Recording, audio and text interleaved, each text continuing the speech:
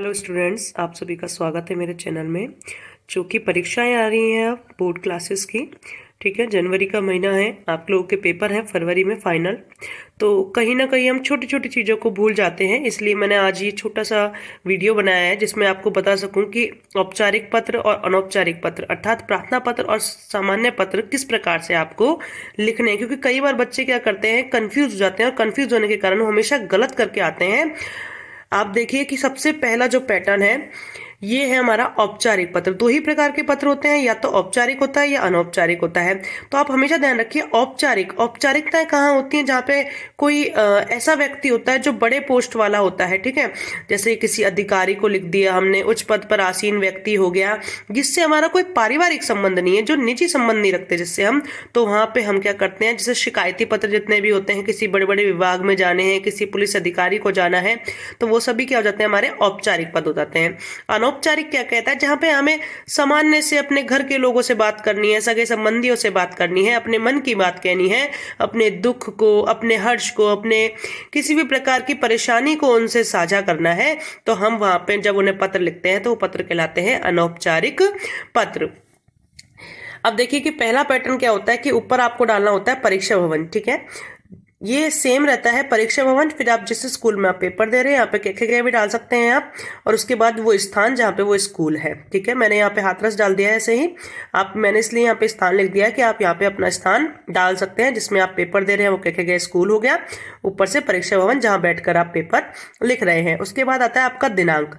दिनांक का ध्यान रखिएगा, कॉपी में लाइन जिस प्रकार नीचे होती है, तो 17 जो आपकी 17 है, जो भी दिनांक है आपकी डेट, वो नीचे आएगी, और जब हिंदी में माह आप लिखेंगे वो ऊपर वाली लाइन पे लिखेंगे।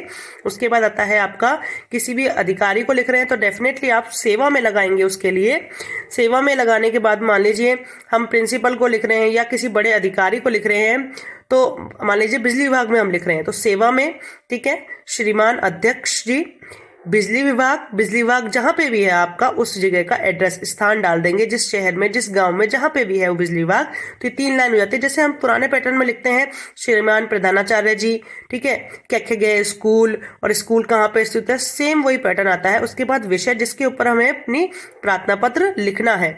उसके बाद उनको जो संबोधन देते हैं हम, महोदय महोदया, ठीक है। अगर व्यक्ति है, आदमी है, तो महोदय आता है। जैसे हम प्रधानाचार्य लिख रहे हैं तो महोदय आएगा, ठीक है। और अगर प्रधानाचार्या लिख रहे हैं, लेडीज कर रहे हैं, तो महोदया हो गया हमारा। उसके बाद हमारा चालू होगा यहाँ से, पहले हम लोग यहाँ कर देते, कई बच्चे अब भी यही गलतियां कर देते हैं, तो आप वापस से एक ही लाइन में, ये सारा एक ही पैटर्न में चलेगा, एक ही लाइन में चलेगा, इसको चेंज ना करें। यहाँ हमारा महोदय हो गया, महोदय के जस्ट नीचे आप अपना विषय शुरू कर देंगे, ठीक है।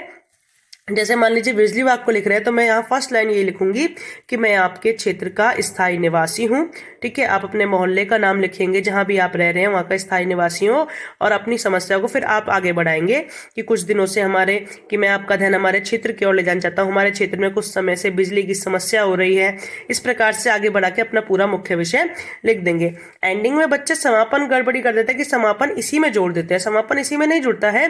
समापन के लिए आप वापस नीचे आइए यहाँ कोने पे, और यहां से स्टार्ट कीजिए। अतः आपसे अनुरोध है कि आप मेरी इस समस्या की ओर जल्द से जल्द ध्यान देंगे और उचित कार्यवाही भी करेंगे, ठीक है। उसके बाद अब उसको धन्यवाद दीजिए। धन्यवाद देने के बाद में अगर आप यहाँ पे प्रधानाचार्य लिख रहे हैं तो आपको पता है आपको क्या लिखना है, आज्ञाकारी शिष्य या शिष्या।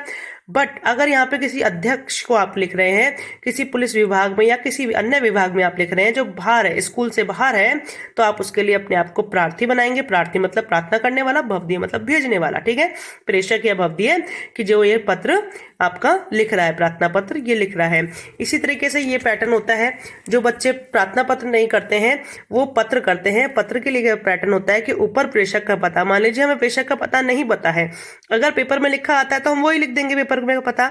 बट अगर पेपर में लिखा हुआ नहीं आता है तो हम क्या करेंगे, ऊपर परीक्षा भवन डाल देंगे, कोई भी स्थान डाल देंगे, ठीक है। मैंने यहाँ नई दिल्ली डाल दिया, आप कुछ भी डाल सकते हैं। उसके बाद हम सीधे दिनांक डालेंगे।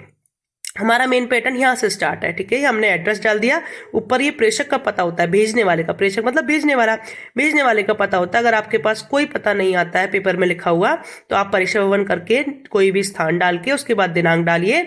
दिनांक के बाद में जो संबोधन शब्द है, आप जिसको लिख रहे हैं, जैसे मान लीजिए मित्र को लिख रहे हैं तो प्रिय मित्र, किसी बड़े व्यक्ति को लिख रहे हैं जैसे पिताजी या माताजी को तो पूजनीय पिताजी, ठीक है, पूज्य पिताजी, आदरणीय पिताजी, आदरणीय अंकल, चाचा जी यानी। तो ठीक है, संबोधन शब्द होता है वो हमारा। उसके बाद आता है कि संबोधन शब्द के बाद आप उनको क्या, जैसे प्रिय मित्र लिख रहे हैं तो हम नमस्ते भी कर देते हैं उनको, ठीक है। हालचाल जानने से पहले माता पिता है तो सादर प्रणाम, चाचा चाची को चरण स्पर्श कर देते हैं, तो इनको बोलते हैं हम अभिवादन शब्द। उसके बाद अब हम अपनी बात लिखते हैं जिसमें हम कुशल मंगल पूछते हैं पहले, ठीक है। सीधे हम अपनी समस्या या अपनी बात को नहीं रख सकते हैं, पहले आप उनसे कुशल मंगल पूछेंगे। तो आप लिखेंगे कि मैं आशा करता हूं कि आप सब कुशल मंगल होंगे, ठीक है, और अपना ध्यान रखे होंगे। इस प्रकार से 2-3 लाइनें लिखने के बाद में फिर आप अपने मुख्य विषय पे आएंगे, इस प्रकार से करके कि प्रिय मित्र, अगर आप मित्र को लिख रहे हैं, नहीं तो माताजी पिताजी को लिख रहे हैं तो माताजी पिताजी, ठीक है। उसके बाद में आपका यहाँ तक मुख्य विषय हो जाता है। उसके बाद आपको समापन करना है। तो समापन में आप क्या लिखेंगे कि मुझे आशा है कि तुम, ठीक है, ये मित्र के लिए लिखा है मैंने इसलिए, फिर माता पिताजी के लिए भी आप इस तरीके से आगे बढ़ा दोगे, बस थोड़ी सी लाइन चेंज हो जाएगी यहाँ से। समापन एंड जो लास्ट आपका लिखना है, उसके बाद में आप लिखोगे जो भेज रहा है उसका रिलेशन क्या है, जिसको आप भेज रहे हैं उससे आपका रिलेशन क्या है। जैसे आप प्रिय लगा रहे हैं, मित्र है तो तुम्हारा मित्र। अगर आप चाचा चाची को या माता पिता को भेज रहे हैं तो आज्ञाकारी बेटा, या किसी रिश्तेदार को भेज रहे हैं तो शुभेच्छु, ठीक है, आपका भला चाहने वाला। यहाँ आपका संबंध हो जाता है उससे। उसके बाद में अपना नाम लिख दीजिए। मैंने यहाँ कैखे गए लिख दिया है। अगर आपको नाम नहीं लिखना है तो आप अपना कैखे गए इस तरीके से डाल सकते हैं। अगर आपको ये वीडियो अच्छा लगे तो लाइक कीजिए, शेयर कीजिए और सब्सक्राइब कीजिए और बने रहिए मेरे चैनल पे। थैंक यू वीडियो देखने के लिए।